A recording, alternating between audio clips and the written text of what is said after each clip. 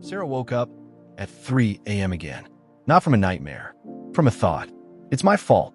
The same 3 words that had been playing on repeat in her mind for months. Her failed relationship. Her fault. The promotion she didn't get. Her fault. Her parents' divorce when she was 12. Somehow, even that felt like her fault.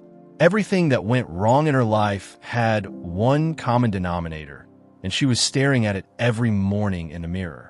She was 27 years old and absolutely exhausted. Not from working too hard, but from carrying a weight no one asked her to carry.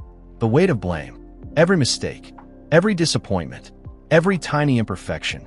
She collected them all like stones in her pockets, getting heavier with each passing day.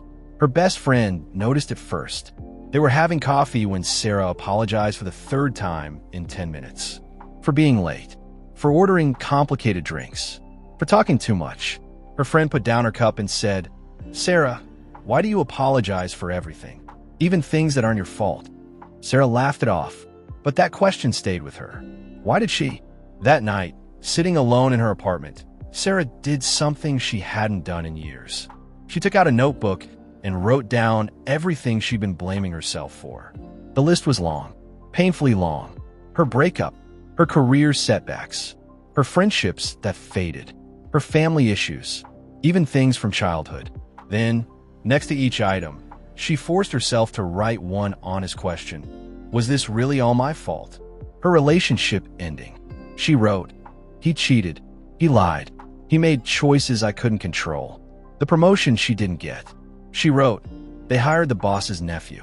It was never a fair competition." Her parents' divorce. She paused on this one, then wrote, "I was 12.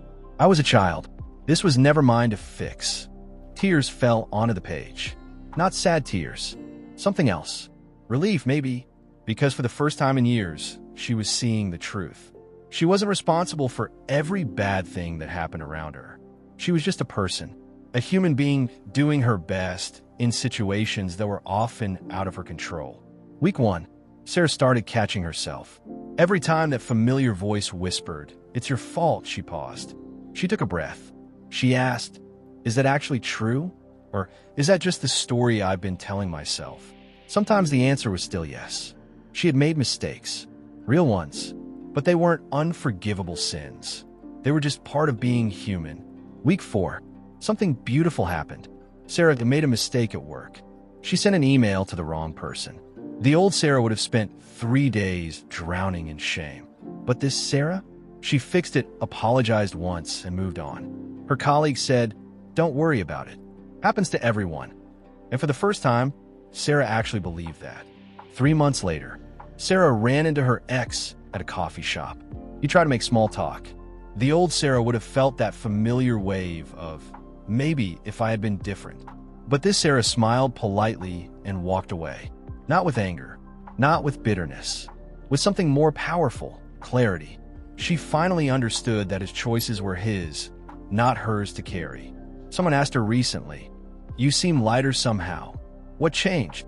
Sarah thought about it.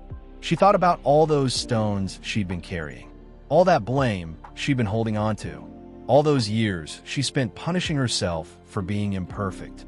And she said something simple but true. "I stopped carrying weight that was never mine to carry." Here's what nobody tells you about blame. It's easier to blame yourself than to accept that some things are just beyond your control. Because if it's your fault, that means you had power. It means you could have prevented it. But sometimes you couldn't have. Sometimes things just happen. And that's not your failure. That's just life.